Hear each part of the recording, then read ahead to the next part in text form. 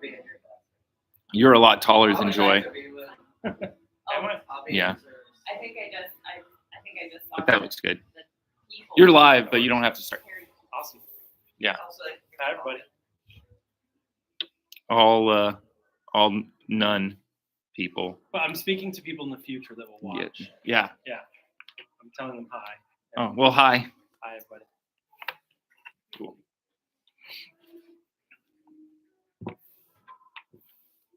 You can go back and edit these videos.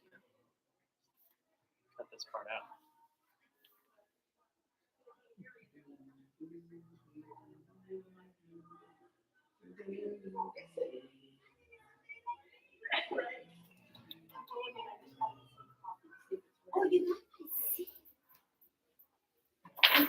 It's because I have his seat.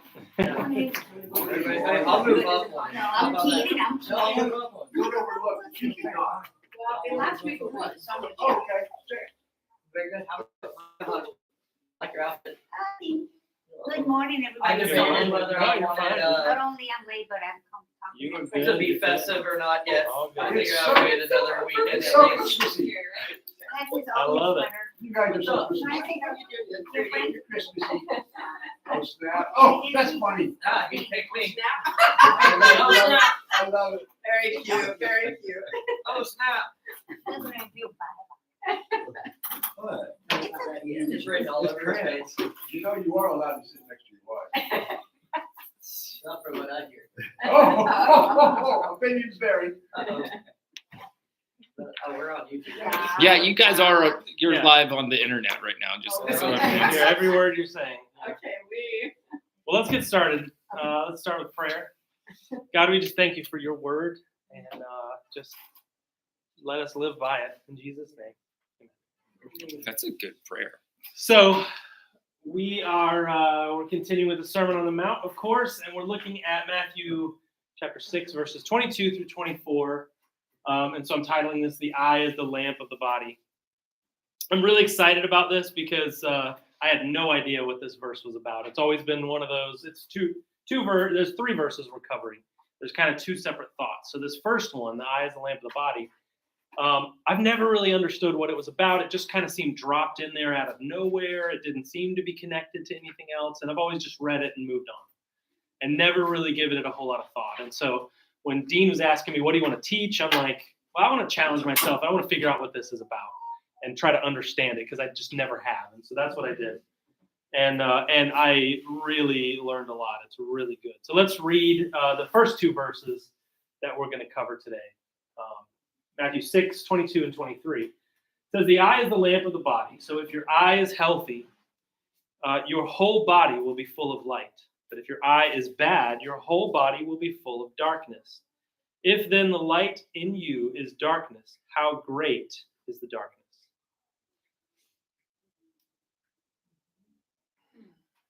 So what I looked at, I started with looking at just word study. Okay, what are the key words in here? What should we pull out? So I highlighted 5 words that I think are the main kind of key focus that helps you get the meaning of this and everything.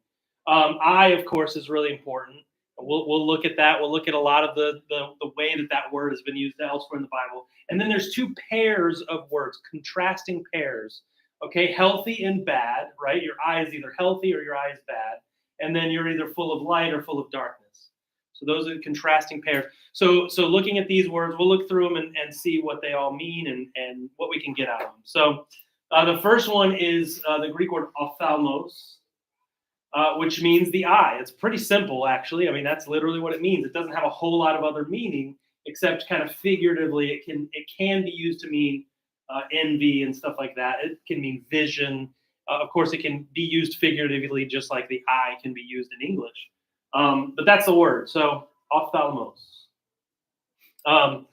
So let's look at some examples of just how it's used, particularly in the Old Testament, because this gives you an idea of how did Jesus understand this word? How did the disciples understand this word in the text that they read? So looking back, here's Proverbs 4, verses 20 and 21 and 25. "My son, be attentive to my words. Incline your ear to my sayings. Let them not escape from your sight. Keep them within your heart. Let your eyes look directly forward and your gaze be straight before you. So obviously this is Hebrew, not Greek, but the word for eyes is used twice there. Sight and eyes. It's translated as two different things, but it's the same word. So I like the idea of in this, let your eyes look directly forward. Keep that kind of in mind as we're going through this, because you'll see the connection with what we're studying. So be attentive to my words, let them not escape from your sight, and let your eyes look directly forward. Here in the Psalms, we see a lot of examples. I could have spent the whole time just giving you examples from the Old Testament of the word eyes being used in kind of a figurative sense rather than in a narrative sense. But the commandment of the Lord is pure, enlightening the eyes. So here again we have light. That's one of our key words, and eyes. You see light and eyes obviously together all the time, as you can imagine. And then my eyes are ever toward the Lord in Psalm 25. Psalm 69, let their eyes be darkened. So that's a different one of our key words. Let their eyes be darkened so that they cannot see. So you can see just how this is the symbolism of the eyes, of seeing, of vision, of light versus darkness. We see it all the time in the Old Testament. A couple more examples. Psalm 101, I will not set before my eyes anything that is worthless. Again, we have an idea of what are you putting your eyes on? What are you focusing on? What are you looking at? So keep that in mind. Open my eyes, Psalm 119, that I may behold wondrous things out of your law. Psalm 119 is all about how great the law of God is. The law is wonderful. It's something to be celebrated. We don't always think about that because we think of the law as a bunch of rules. But when we have our eyes open, we can behold the wondrous things of God's law, the wondrous things he gave us. And then I wanted to talk about one more from the Old Testament, and then we'll look at a few examples from the New Testament.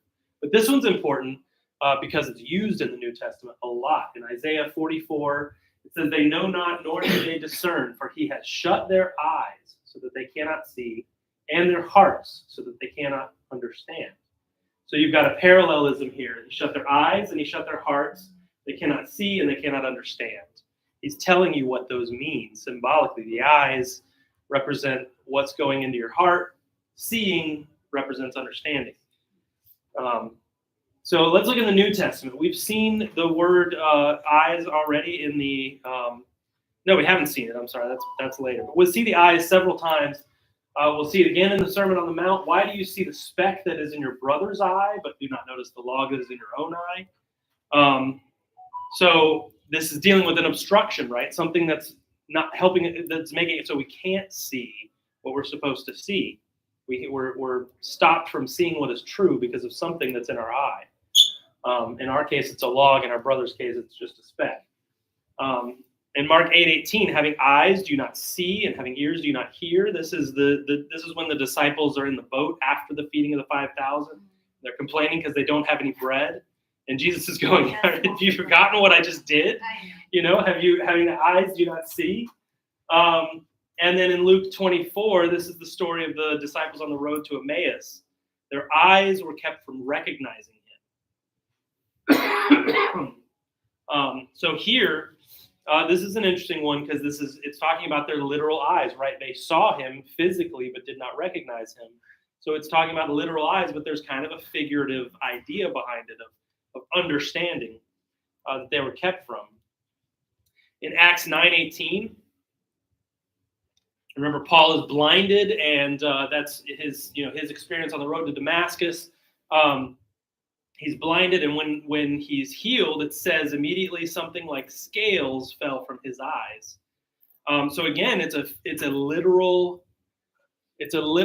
thing. Something like scales fell from his eyes, but it's figurative too because Paul's eyes are open to the truth, right? I've been always intrigued. Yeah. Actual physical, like a contact. That's what it sounds like. Yeah, that's what it sounds like. I wonder at that. Yeah, me too. I'd love to see it. So again, literal with a figurative undertone. Immediately after this, he gets baptized. So this is him awakening to the truth. Acts 26:18. This is Paul recounting his conversion story. So he's telling the story of his conversion story, and he says that Jesus told him that he was being sent to the Gentiles to open their eyes so that they may turn from darkness to light and from the power of Satan to God, that they may receive forgiveness of sins and a place among those who are sanctified in me. So open their eyes that they may turn from darkness to light. There's three of our key words right there in that verse. And then in Romans, Paul's talking about the remnant of Israel versus those whose hearts were hardened. And he says, as is written, God gave them, he says several things, but he says he gave them eyes that would not see and ears that would not hear, down to this very day. And David says, let their eyes become darkened so they cannot see. So it's two quotes from the Old Testament that he uses here. So that's the word eyes. We see it used several times in the Old Testament. It's almost always used to mean eyes, but it is a lot of times has a figurative sense or a figurative meaning behind it of understanding of those kind of things that we see in there. So let's look at our next word, which is healthy. And that's paired with the word bad. Healthy versus bad, healthy versus sick, healthy. We can kind of think about what these words, how these words are translated, because we wouldn't usually say what's the opposite of healthy. Well, the opposite of healthy is bad. So it's kind of interesting the way different translators have chosen to translate these two words as opposites. And we'll get into that a little bit. So this word, the word for healthy is haplous, which means simple, single, whole, sincere, good, fulfilling its office. So that's kind of a weird definition, but good, fulfilling its office. So it's doing what it's supposed to do. All right. And then sound and healthy is a possible translation. And then when we get this in a financial context, it can mean generous. And we're going to talk a lot about that because it's kind of interesting. Now notice here, the word is an adjective, right? Healthy. But it's only used twice as an adjective, and that's here and in the equivalent passage in Luke. But it's used a lot as a noun. So to say health or simplicity, singleness, wholeness, sincerity, it would be used as a noun quite a bit. And so we'll look at a few examples of how it's used in that form, since there's no other examples of it as an adjective. So here's an example. 2 Corinthians 1:2, for our boast is this, the testimony of our consciousness, that we behaved in the world with simplicity and godly sincerity. So Paul's emphasizing simplicity of what he's taught and done in this verse. It's simple, right? The gospel is not complicated. It's not difficult. It's simple. And we need to have a simple focus on what the gospel is and not complicated. In 2 Corinthians 8:2, for in a severe test of affliction, their abundance of joy and their extreme poverty have overflowed in a wealth of generosity on their part. So here in a financial context, again, it can mean generosity. And Paul here is commending the churches in Macedonia for giving according to their means. So they're poor, but they're still giving. They may not be giving much, but they're giving according to their means. And so Paul's commending them for that, for their generosity. It's used 3 more times in 2 Corinthians, and 2 of those 3 times it's translated as generosity. In 2 Corinthians 11, it's translated here kind of weirdly because it's translated again. It's in the original Greek, it is a noun, but it's actually translated as an adjective. Kind of weird how they choose translations. So it says, "I'm afraid that as the serpent deceived by Eve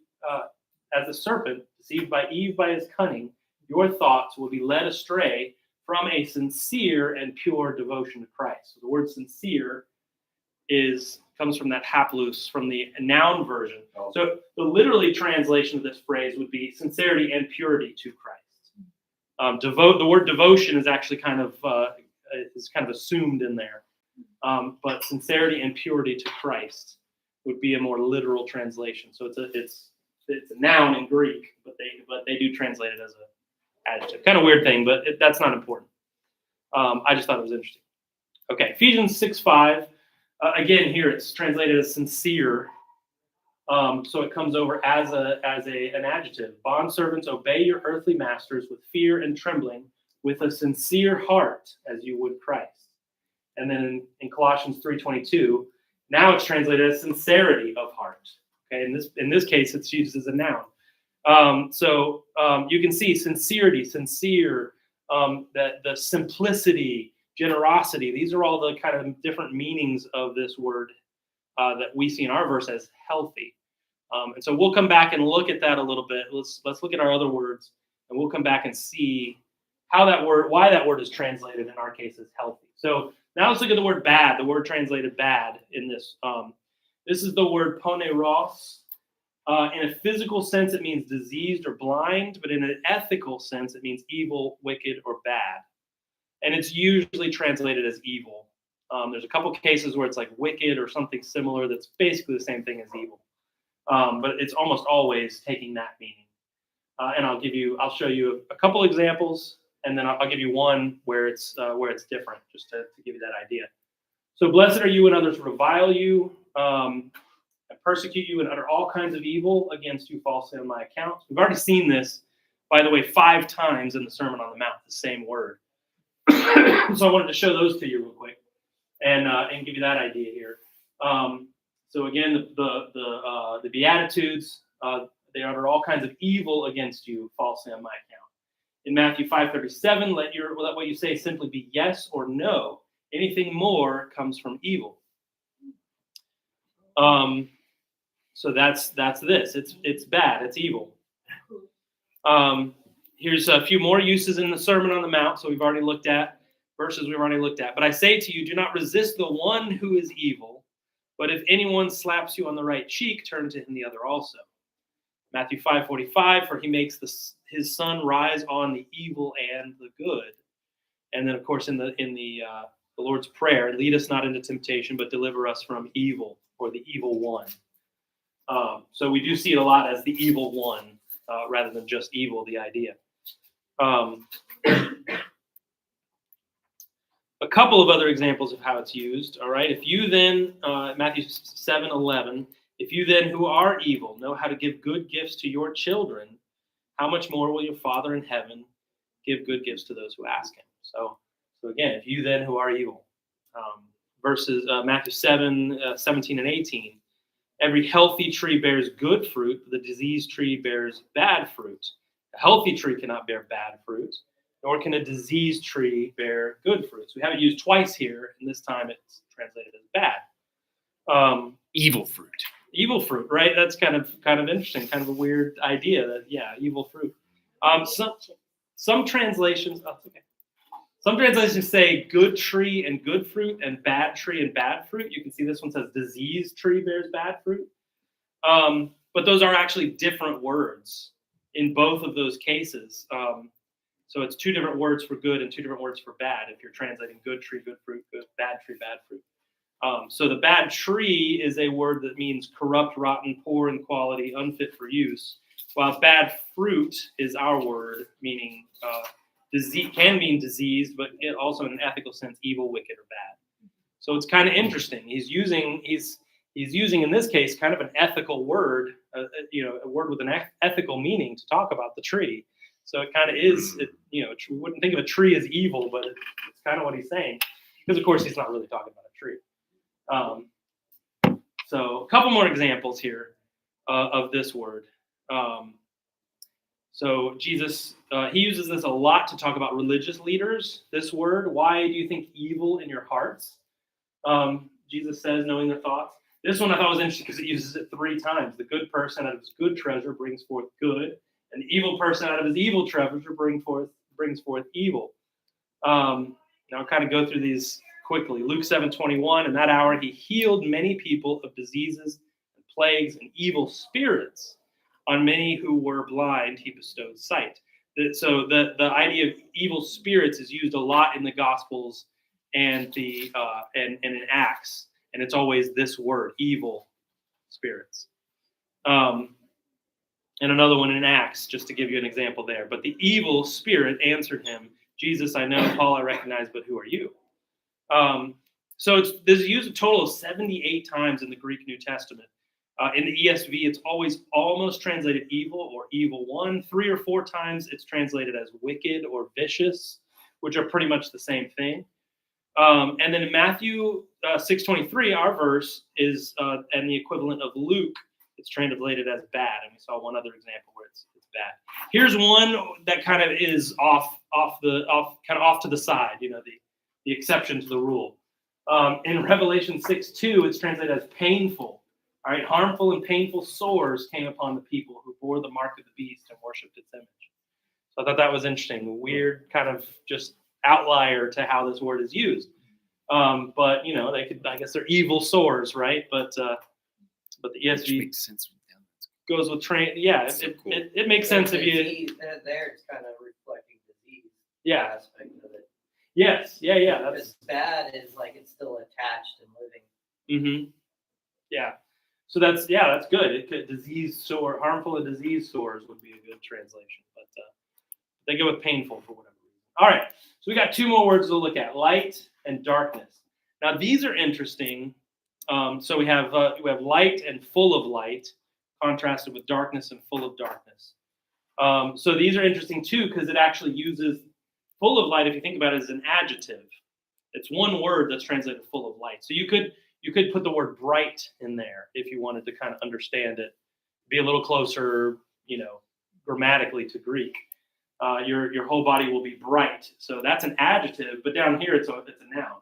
And then it's the same thing with darkness. Full of darkness, you can put dark in there because it's one Greek word and it's an adjective. And then the noun darkness is used twice in this. So that's just kind of a weird grammatical thing. So it's only light or full of light is only used once in adjective form, and it's used once in noun form. But the word is phos, and this is where any word that starts with photo, this is where those words come from the Greek. A photograph is a writing. Graph means to write. It's a writing with light. That's what a photograph is. A photosynthesis is how plants use light to grow, right? So it's all about light. So phos is light or anything emitting light. I'll give you one example of that. It's kind of weird. Metaphorically, it can mean God, truth, knowledge, that which is exposed to all, and then reason or knowledge. So that's the noun. The adjective is photenos, which just means composed or full of light, bright or well lit. So I just gave you both of those so you'd see the noun and the adjective and kind of how they're used in those two different forms. Sometimes that's one thing about the Greek is you got to kind of look at, you can't just look at that one word, you've got to kind of look at related words. So a word that can be used in one version as a noun, but one version as an adjective, you can get a richer understanding of the word by looking at both. So some examples: you are the light of the world. John 1:5, the light shines in the darkness, and the darkness has not overcome it. And then in Acts 22:6, as I was on my way and drew near to Damascus about noon, a great light from heaven suddenly shone around me. So it's almost always light. It's, again, a pretty simple word. It doesn't have a whole lot of complex meaning, except that it is used figuratively and everything. So I'll give you one example where it's not translated light. Peter is, Jesus has been arrested. Peter's following him at a distance, right into the courtyard of the high priest, as he was sitting with the guards and warming himself at the light, is literally what it says in Greek. Obviously, that means fire. We know that's what he would have been using for light and to warm himself. So they translate it fire, but it's actually the word light, which I thought was kind of interesting. And then here's a use of it as an adjective. This is from the Transfiguration.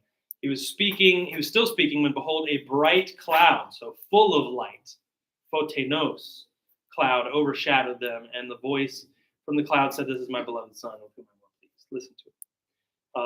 And we should. So bright, that's just different use of the word. So then now let's look at darkness. Darkness and full of darkness. Again, that's an adjective version and a noun version here. And that's used 3 times. So we've got full of darkness, and then we've got, if the light in you is darkness, how great is the darkness? So skotos is the noun. It literally, again, just means darkness, of night darkness, or of darkened eyesight or blindness. And then metaphorically, of course, it can be used for ignorance, ungodliness, immorality, persons of darkness. The adjective version, skotenos, full of darkness, covered in darkness. Pretty simple. So let's look at some examples of those. The people dwelling in darkness have seen a great light. This is Matthew's recounting the prophecy, one of the prophecies of Jesus. The Israelites are waiting. It's a great Advent verse because the Israelites are waiting for Jesus to come. They're living and dwelling in darkness, and they've seen a great light. So I italicized light just so you can kind of see the contrast with one of our other words. And then Matthew 25, he cast the worthless servant into the outer darkness. This is interesting. So because Jesus uses outer darkness a lot, and he always follows it with weeping and gnashing of teeth. So this is obviously a symbol for hell, but that's the word he uses. He uses the phrase outer darkness. So would that imply there's an inner darkness? No, I think it just implies. Well, I mean, I suppose you could think about it that way, right? On earth there is still darkness, but this is the outer darkness. This is the final darkness. You're cast away from God's presence completely. That kind of thing. So, you could probably dig in and find some kind of meaning there. Yeah. The darkness of this life versus the outer darkness of, final death. A couple more examples. Mark 15, when the 6th hour had come, there was darkness over the whole land until the 9th hour. That's, of course, the crucifixion. And then, of course, it's often contrasted with light. The night has far gone, the day is at hand, so then let us cast off the works of darkness and put on the armor of light. So I love these words. They're really great words that have just a lot of meaning, a lot of just plain English meaning, plain Greek meaning, I guess, in the Greek, but they have so much richness of meaning behind them and how they're used symbolically and everything. We're the people of light, not the people of darkness. And so there's a lot that you can dig in and kind of get out of these verses for that. So the word I think that is really the key of this passage is the word that's translated healthy, haplous, that we talked about early on. And it seems to kind of be a double entendre. It has two meanings that it can go with. A lot of the commentaries I looked at said this. It signifies both the idea of undivided loyalty and also generosity. So remember, in a financial context, it can mean generosity. But it means the meaning of simple or single seems to be used a lot to talk about loyalty, a single focus. And that's why I think it works well with this image of the eye, because it's all about focus. So we'll come back to that. All right. And of course, the ESV doesn't use either of those words to translate it. They choose healthy. I don't know why. But if we actually look at it in the King James Version, I actually kind of like the way King James translates it because they use the word single. And that gives you much more of an idea. If your eye is single, what does it mean for your eye to be single? You're focused on one thing, right? And it actually made me think of what Jesus says about, if your right eye causes you to sin, pluck it out. What if your two eyes were looking in two different directions? Would you ever be able to focus on anything? Yeah, well, they do. Yeah. But they did in Jesus' day too. You just pluck it out, and that's the surgery. That's right. It's extreme, though. It wasn't corrective surgery. Well, I mean, in a way, it kind of. No, it was. It fixed the problem. But it means you lose something, and it's very painful. But if you think about it, that's what Jesus is talking about. He is saying this is such an extremely important situation that if your right eye means you can't focus, take it out and just use the one eye. And you're going to be able to focus. The sinister eye. True. The sinister eye, yeah. That's right. That's an optical. Sorry. So the King James Version, not a whole lot different as far as our key words, except for that one where it translates it as single. And it does use, instead of bad, it uses evil. So if your eye is evil. So that's interesting. But think about this. If you were just reading the King James and you didn't look into either of these words and you saw this, single is the opposite of evil. How would you know what that means?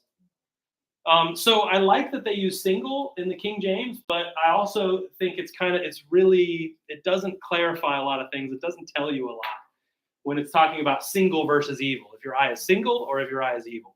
How is that? How are those opposites? But if we look into the words, we can see why that is. All right. It's that focus versus evil being a lack of focus in this context. So really interesting. So again, I said in a financial context, the word haplous could be translated as generous. So let's take a look at the context and see if that's what we think it should mean. So last couple weeks, Dean talked about these verses, 19 through 21. Lay not up for yourselves treasure upon earth, where moth and rust doth corrupt. I put the King James in here because I was looking at King James at the time and forgot to change it back. So we'll just go with King James. Where moth and rust doth corrupt, and where thieves break through and steal. But lay up for yourselves treasure in heaven, where neither moth nor dust doth corrupt, and where thieves do not break through nor steal. For where your treasure is, there will your heart be also. That sounds like a financial context. And so maybe this word should be translated as generous.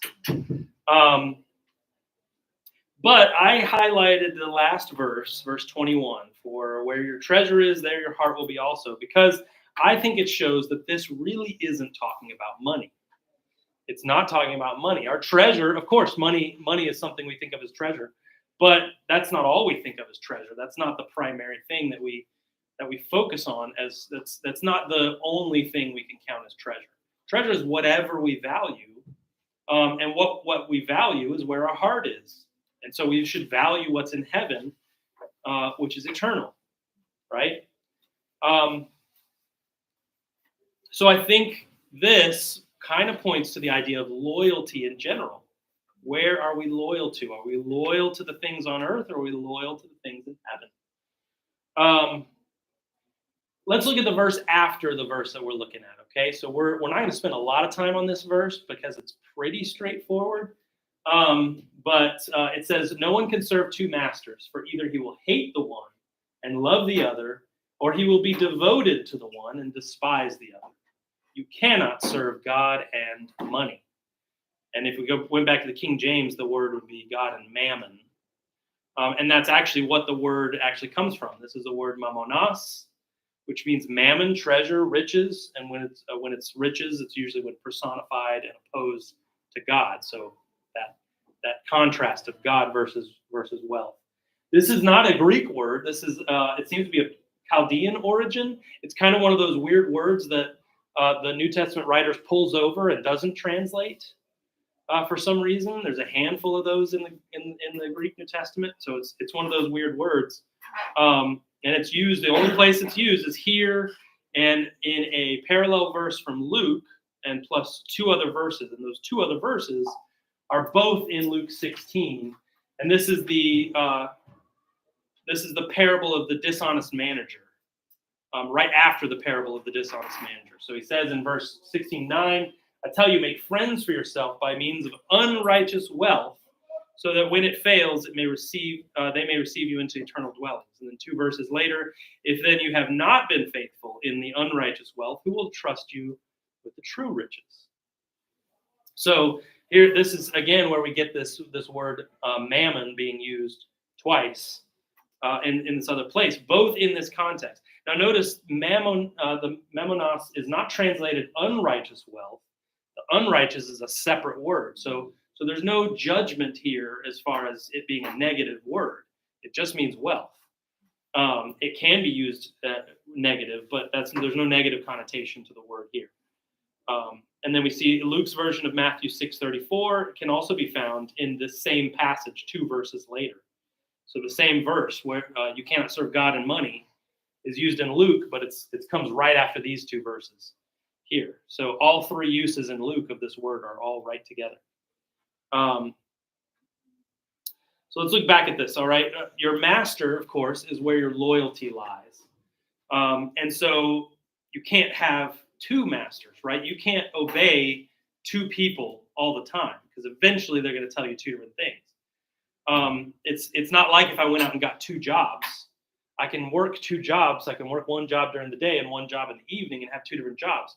That's because I'm not a slave. If I'm a slave, I can only have 1 master. I think this is more the line of God tells you to give money, and you're like, are you sure? Exactly. Yeah. Because what is your master? What is your master God?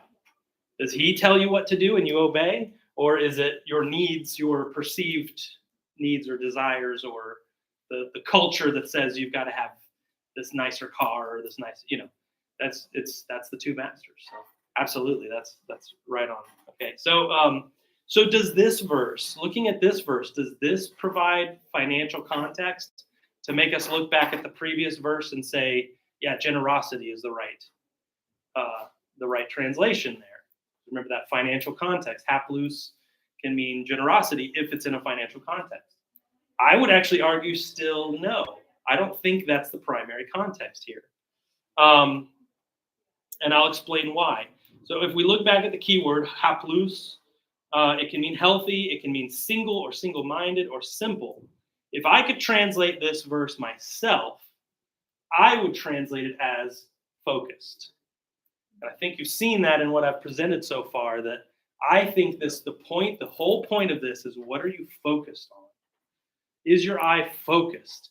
And as Christians, are you focused on God? Because if we're not Christians, we could be focused on something else and be single-minded about something else. But if we're Christians, if we believe in God, if we say we follow God, are we focused on that? And so I put in brackets, I put on God. That's kind of assumed because we're talking to Christians in this. Jesus was talking to Jews that should be loyal to God. So that's the context. So I don't think finances is the primary context of this passage, although if you're focused on God and you're putting your treasure in heaven, then of course you're going to be financially generous. So that's part of the meaning, absolutely. But I don't think it's the focus. I don't think it's the main point. So I don't really think generosity is a good translation of this. And we don't see it in I didn't see any translations that use generosity. I saw some commentaries where they used it, but I didn't see that in any actual just regular Bible translations. So, but that's not it. Financial generosity is not all you'll have if you are focused on God, if you're laying up your treasures in heaven. This is especially clear, real quick, we'll look at this passage. The same passage in Luke comes in this context, okay? No one after lighting a lamp puts it in the cellar or under a basket, but on a stand, so that those who enter may see the light. Your eye is the lamp of your body. When your eye is healthy, your whole body is full of light. When it is bad, your body is full of darkness. Therefore, be careful, lest the light in you be darkness. If then your whole body is full of light, having no part dark, it will be wholly bright, as when a lamp with its rays gives you light. There's no financial context here at all. The passage right before this is Jesus talking about the sign of Jonah, so that he's going to be buried for 3 days and come back. And so this passage really is focused on the idea of light and being a light to others. So we see 2 different contexts in the 2 different gospels of how Jesus is using this idea, this statement. But I think the translation of focus works well here as well. I think it's a perfect fit in both versions of this. So my conclusion, and kind of the conclusion to this whole passage, Dean talked about that he said that it seems like the center focal point of this whole thing is the idea of laying up your treasures in heaven. And I agree. But I think all 3 of these statements, laying up treasures in heaven, the eye is the lamp of the body, and you can't serve 2 masters, I think this whole passage is the center of the whole thing. And it comes down to 3 basic ideas, 3 basic themes of this broader passage, Matthew 6:19 through 24, that we've looked at now for the last 3 weeks. Verses 19 through 21 are asking, where should you put your treasure? Put it in heaven, where it will last. And verses 22 and 23 say, where should you put your focus? Put it on God, the light of the world, and you'll be filled with light. Focus on God. Verse 24, who should you serve? And of course, you should serve God. The whole point of all of these passages is to be single-minded. to be single-minded. Heaven is your home. God is your master. Nothing else will last.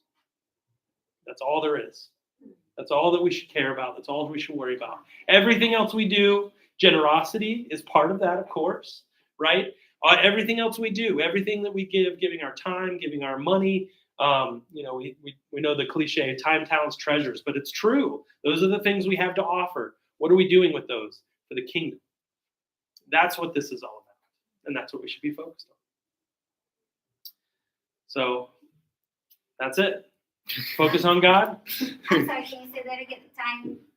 The time, talents, and treasure, right? So you've got time, you've got gifts that God has given you, things that you can do that other people can't do, and you've got money, resources, yeah, financial resources and any other resource. Those are the three things that you can do something with. I can't think of anything that I can do outside of those three categories, right? I can spend time with my kids. I can do things for them with the talents God has given me, and I can spend money on them. Those are to buy them food and to buy them presents and those kind of things. Those are the only three things I can give to my kids. Those are the only three things I can give to my wife. Those are the only three things I can give to God. It's everything comes in one of those categories. So it's you grow up in the church. It's a cliche that you hear a lot, but it really means something. And I think it's useful. So where should we put our treasure? Where should we put our focus? Who should we serve? That's what this is all about. Great. Thanks. Yeah. Awesome. I relate this also to the light and how the lamp in the stand, the lamp on the city on the hill, the lamp in the stand, Yeah. and how that was pointing back to the Torah, the law. Yeah. Because if your eye is full of light, and if that light in the Hebrew sense is compared to the Torah or the law. We saw that in the verses, especially in the Psalms, where it's to open my eyes to your wondrous Right. law. Yeah. Yeah. So that's great. There's Yeah. so you could spend 3 weeks on these verses. It's ridiculous. Yeah. It's so good. You did a killer job, Keith. Oh, thanks, man. So is it possible that the whole kind of financial thing that we see throughout this sermon on the Mount, even like the Lord's Prayer, we're talking about debts and debtors, and right before that, it's giving to the needy. Is that kind of a motif that the Lord was using to say, like, we're so focused on stuff on earth, but here's a motif to try to get your eyes up here to see the true value? I think so. And obviously in his day and in ours, what we do with our money is a proxy for what we care about and what we put value in. And so obviously what we're doing with our money shows how much we value the kingdom versus how much we value life on earth. So I think he did use that a lot. But I think, obviously if we limit it to finances, it's not going to put us where we are. It can turn that can turn us into hypocrites, right? We give because we're supposed to. We make sure we give in ways that people can see, So here's some money, buddy. Yeah. Oh, look, I'm going to bless you because, Yeah, you sure just didn't. So, or even giving to receive, like having Right. that. Yeah, giving because now you owe me, and you're gonna. Or even there's Christian circles who are like, I'm giving so that I will receive 10, 20, 100-fold. Like when that's your motivation is the receiving after the giving instead of the giving itself. And because that's not to say that it isn't a byproduct of giving. That's not, the Lord does give back to you. Like we've explored that here in this context. But when your motivation is for that return instead of the giving in the first place, it can be dangerous. Yeah. Giving out of love and obedience instead of, I'm going to give this so that God will, because I need him to, I need financial blessing. Right. When the heart of it is, what can I basically manipulate God into giving me back? And Okay, just being I like to always refer it back to Old Testament, New Testament. It used to be about works. I've learned that it's always been about intent. That's We used to think it was about the law. yeah. We did, And now Right. we now know it's more. That's speaking Yeah. to the unfaithful manager. I never really understood that. You can give. That's a tough parable. It's a weird one. That's Yeah. what Thank talking, you. he was giving out of trying to get something back. Yeah. Right. And so that's one I've never really dug into a whole lot, but it is a weird that's a weird parable.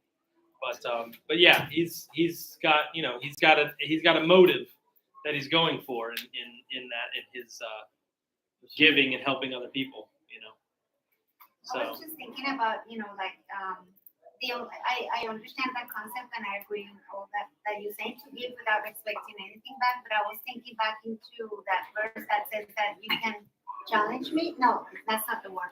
Well, God Test says, test me. Yeah. and I will open the heavens and blah, blah, blah. So, I don't know. We were in a church where they were doing that challenge. It's like, start typing and you'll see how God's going to bless you. I'm like, I don't know. But Well, I think the fundamental idea that I think that we should have when it comes to money is God is my provider. Nothing else provides. My paycheck is not where I get my money. My boss is not where I get my money. My job is not where I get my money. God is where I get my provision, whatever provision I need. And so it doesn't matter if I don't make enough. It doesn't matter if I need more this month for some reason. That's up to God to provide. And if he doesn't provide it, I didn't need it. And if I use it unwisely, then that's my problem. But God's going to give me what I need. I think having a mindset of God as my provider means that giving 10% is just me giving back what he's already given to me. Like that's I know, it's I nothing. understand Yeah, that part, yeah. but what about But- that verse where it says, test me and I will open? Yeah, I'd have to look at it in context. Yeah, it's like, Sometimes verses are pulled out of context, out of a different context and put into a financial context. Like the verse, pressed down, shaken together, running over. That's not talking about money. That's talking about forgiveness. If you look at that context of that, it's about forgiveness. If you forgive abundantly, It'll be given back. It will be given back to you, pressed down, shaken together. If you're willing to forgive others, God's going to forgive you. It's not about money. Now, do I think that if I give to God, will he bless me? Will he provide for me? Doesn't mean he's going to give me a mansion or a Ferrari, but That's he's going to provide for me. I will be taken care of. Because that's what God does. That's what the Father does to his children. He takes care of them. He provides for them. Exactly. we have a poor understanding of the difference between wants and needs. Mm-hmm. It's always like God will supply your needs. I mean, there's a he'll grant you the desire of your heart. Like, it's not that it's exclusive, but it's usually like God will provide what you need. Yeah. And what we think we need is probably not what we need. Right. I am not smart enough to understand what I require. Because from God's perspective, which is eternal, what I need is sanctification, holiness, right standing, living with a soul focus, Yes. having an understanding where my treasure is. My need is not to pay my rent, if that makes sense. That is a want, because there's homeless people who are more holy than me, and they don't need to pay rent. That's not to say that God doesn't want to keep my family stable and for me to not live in a household. Like, that's not the point that I'm making. It's more of like, when we talk about needs, we have to understand needs from his perspective, not from our own perspective. Yeah. I mean, I'd still categorize it as a need. We need to have but shelter I would say and food. there's a hierarchy of needs. Right. We've heard of the hierarchy of needs. Well, I think the spiritual needs are the highest. Right. That's not the physical needs. Usually, the physical needs are put on the top. Those are the most important, or they're foundational. They're put on the bottom of the pyramid. Well, there's a passage. Right. Seek ye first the kingdom of God, Exactly. and then all these these. things. Yes. will be added. All these But things. it- And well, so it was it's on- summarizing what we're saying. Context. Well, we're going to look into that because that's in the Sermon on the Mount. I think that's just Yeah. food and Yeah. food all and these clothing, I things. think. Yeah. It's Yeah. not like riches. No. Yeah. Because we always say I think of it as an emphasis, like it's always like seek first the kingdom, but then all these things. Right. No, it's These things are free. the emphasis should be It can't be exclusive, because what was the promise of God? What was the promised land? right. I will give you a land that contains milk and honey. Flows. Buildings you didn't build, wells you didn't dig, vineyards you didn't plant. Right. You'll provide all these things. So it's part of the promise. It is. Yeah. You can't exclude it. Not my intention to. Okay. Yeah. Ultimately, what I would say about that whole idea is God wants to bless us. Yes. He wants to bless us in the way that is going to be helpful to us, because it's not a blessing if it's not helpful to us, right? If we're given all this wealth and end up being irresponsible or getting, going crazy and throwing parties and all that, that's not blessing us. That's the prodigal son. You would Yeah. be more blessed if you were poor in that case. Yep. And so God is going to bless us. And the only way he's going to ever bless me with wealth is if I stop worrying about wealth. I don't know that means he's going to bless me with wealth, but he's not going to bless me with wealth if I'm worrying about being rich. If I want to be rich, if I want to have abundance financially, then I don't know that God's going to bless that, because it's not good for me, if that's my You're right. concern. The concept has been overused and sometimes been carried to the extreme where it becomes an untruth. Yeah. But God wants, you are his child. Yeah. I have children. I want them to have everything that won't hurt them. Yeah. You know what I'm saying? Yeah. So I agree with that. But what might hurt one child won't hurt another. Yeah. And so So that's give me $100, Keith. Come on. ultimately I say, don't worry about that. Worry about the kingdom. Seek the kingdom. And whatever God decides you need and will bless you will be added to you. But you can't throw out the baby with the bathwater and say blessings of God or something that I have not to receive. Because we are to receive the blessings of God, because we are his children and he loves us dearly. I agree. Yeah, absolutely. Perfect. All right. Bye, YouTube. Good job, guys. Thanks, you guys. Bye, YouTube. We love you. Yeah, beep, beep, beep, beep, beep.